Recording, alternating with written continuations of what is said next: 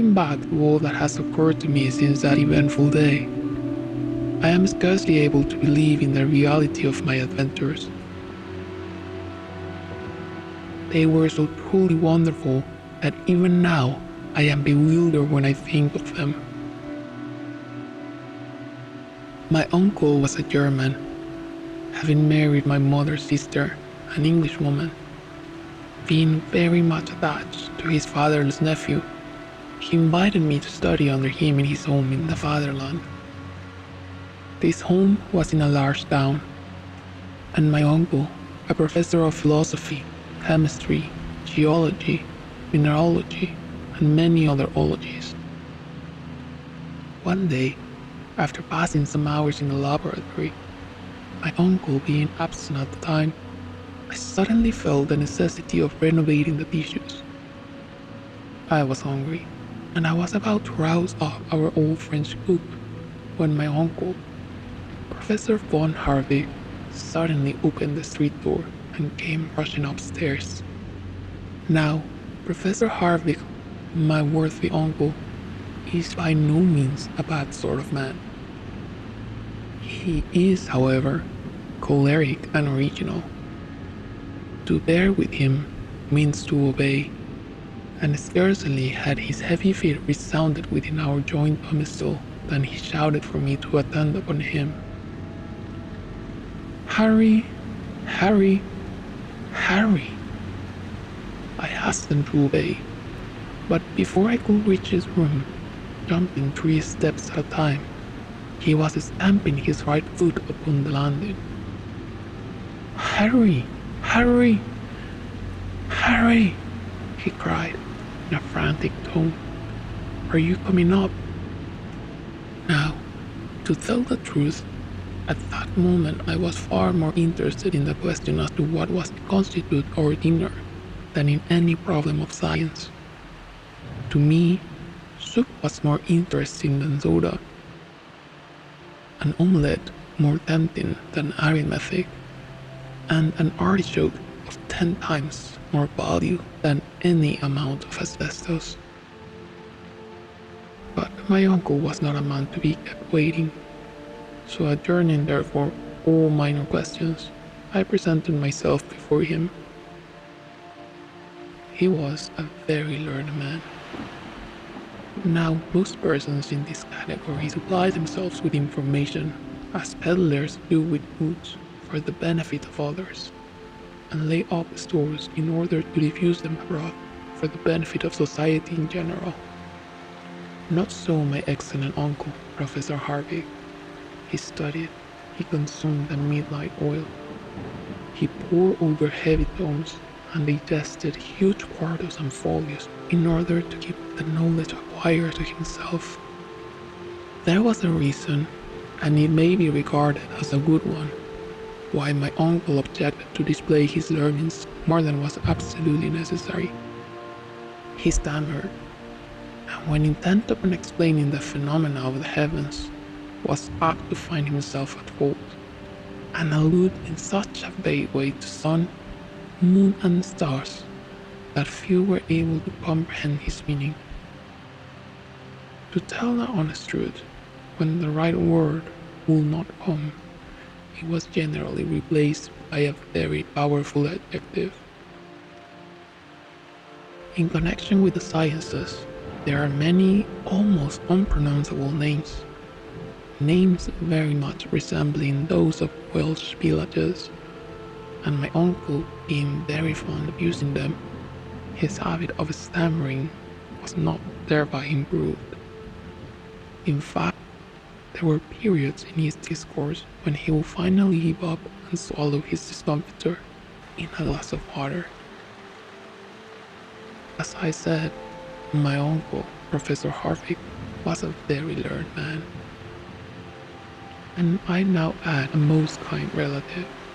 I was bound to him by the double ties of affection and interest. I took deep interest in all of his doings, and hoped someday to be almost as learned myself. It was a rare thing for me to be absent from his lectures. Like him, I preferred mineralogy to all the other sciences.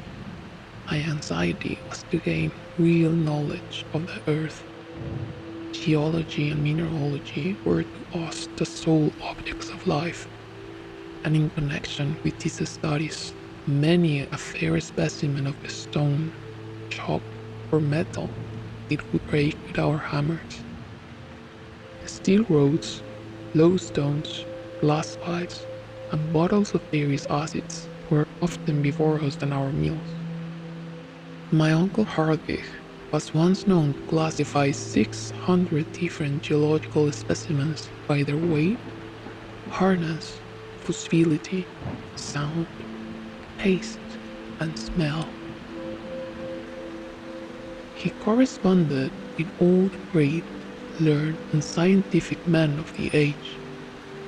I was, therefore, in constant communication with, at all events, the letters of Sir Humphrey Davy, Captain Franklin, and other great men. But before I state the subject on which my uncle wished to confer with me, I must say a word about his personal appearance. Alas, my readers will see a very different portrait of him at a future time, after he has gone through the fearful adventures yet to be related.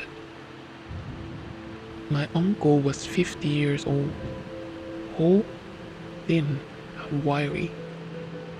Large spectacles hid, to a certain extent, his vast, round, and goggle eyes, while his nose was irreverently compared to a thin file.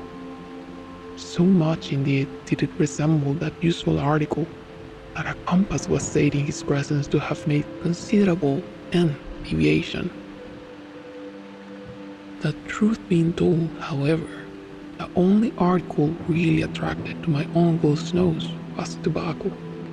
Another peculiarity of his was that he always stepped a yard at a time, clenched his fist as if he were going to hit you, and was, when in one of his peculiar humors, very far from a pleasant companion. It is further necessary to observe that he lived in a very nice house, in that very nice street, the Koningsstrasse, Hamburg. Though lying in the center of a town, it was perfectly rural in its aspect, half wood, half bricks, with all fashionable gables. One of the few old houses spared by the Great Fire of 1842. When I say a nice house, I mean a handsome house, old, offering, and not exactly comfortable to English notions. A house a little off the perpendicular and inclined to fall into the neighboring canal. Exactly the house for a wandering artist to depict. All the more that you could scarcely see it for ivy and a magnificent old tree which grew over the door. My uncle was rich. His house was his own property, while he had a considerable private income. To my notion, the best part of his possessions was his goddaughter, Gretchen, and the old cook, the young lady, the professor, and I were the sole inhabitants. I loved mineralogy. I loved geology. To me, there was nothing like pebbles. And if my uncle had been in a little less of a fury, we should have been the happiest of families. To prove the excellent Hardwig's impatience, I solemnly declare that when the flowers in the drawing room pots began to grow, he rose every morning at 4 o'clock to make them grow quicker by cooling the leaves. Having described my uncle, I will now give an account of our interview. He received me in his study, a perfect museum, containing every natural curiosity that can well be imagined. Minerals, however, predominated.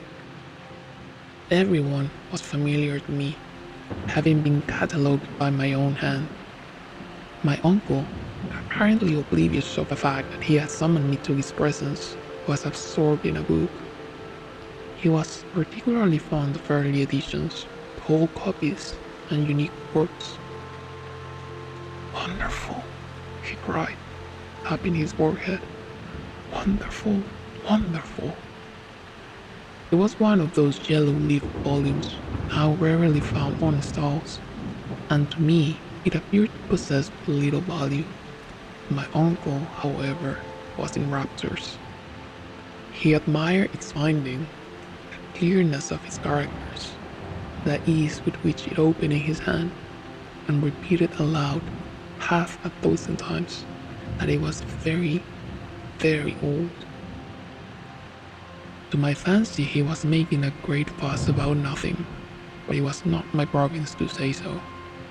On the contrary, I professed considerable interest in the subject and asked him what it was about. It is the Heimskringla of Snorre Darlson, he said, the celebrated Icelandic author of the 12th century. It is a true and correct account of the Norwegian princess who reigned in Iceland. My next question related to the language in which it was written. I hope at all events it was translated into German. My uncle was indignant at the very thought, and declared he wouldn't give up any for a translation. His delight was to have found the original work in the Icelandic tongue, which he declared to be one of the most magnificent and yet simple idioms in the world, while at the same time its grammatical combinations were the most varied known to students. About as easy as German, was my insidious remark. My uncle shrugged his shoulders. The letters, at all events, I said, are rather difficult of comprehension. It is a runic manuscript, the language of the original population of Iceland, invented by Odin himself, cried my uncle, angry at my ignorance. I was about to venture upon some misplaced joke on the subject, when a small scrap of parchment fell out of the leaves. Like a hungry man snatching at a morsel of bread, the professor seized it. It was about 5 inches by 3 and was scrawled over in the most extraordinary fashion. The lines shown here are an exact facsimile of what was written on the venerable piece of parchment, and have wonderful importance, as they induced my uncle to undertake the most wonderful series of adventures which ever fell to the lot of human beings. My uncle looked keenly at the document for some moments and then declared that it was runic. The letters were similar to those in the book, and then what did they mean? This was exactly what I wanted to know.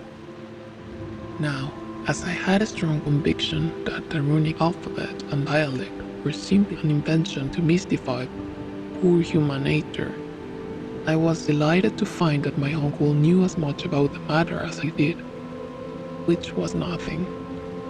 At all events, the tremulous motion of his fingers made me think so. And yet, he muttered to himself, it is all Icelandic, I am sure of it.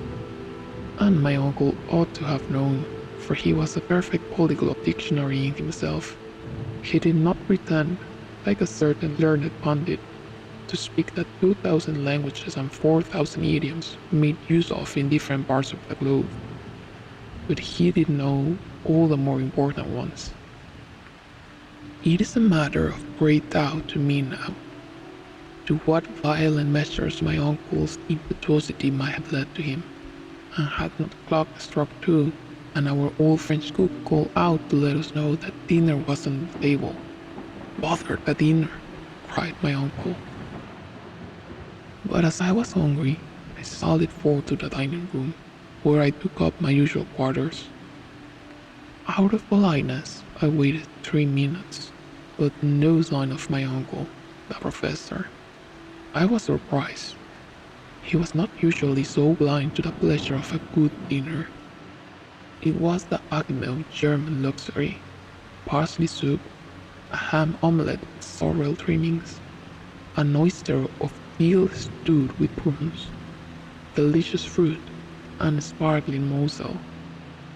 For the sake of poring over this musty old piece of parchment, my uncle forbore to share our meal. To satisfy my conscience, I ate for both. The old cook and housekeeper was nearly out of her mind after taking so much trouble.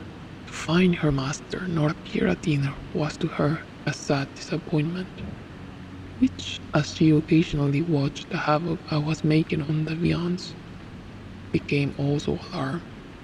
If my uncle were to come to table after all. Suddenly, just as I had consumed the last apple and drunk the last glass of wine, a terrible voice was heard at no great distance. It was my uncle roaring for me to come to him. I made very nearly one leap of it. So loud, so fierce was his tone.